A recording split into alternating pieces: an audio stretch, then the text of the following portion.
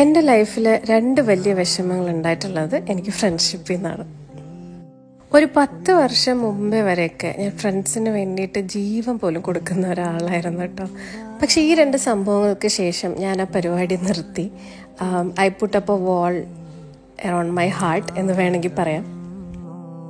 പക്ഷെ the irony is that അത് അങ്ങനെയല്ല എന്ന് ഓർമ്മിപ്പിക്കാനായിട്ട് ഇടയ്ക്കിടയ്ക്ക് കുറച്ച് ആൾക്കാർ എൻ്റെ ജീവിതത്തിലേക്ക് വരും.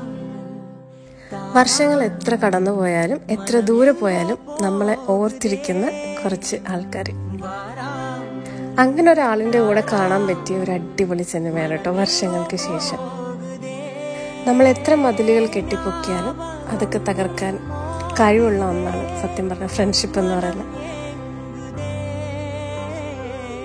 അങ്ങനെയുള്ള ഒരുപാട് പേരൊന്നും വേണ്ട, 1-2 പേര് മതി നമ്മുടെ ഹൃദയം ഫുള്ളാകാനായിട്ട്.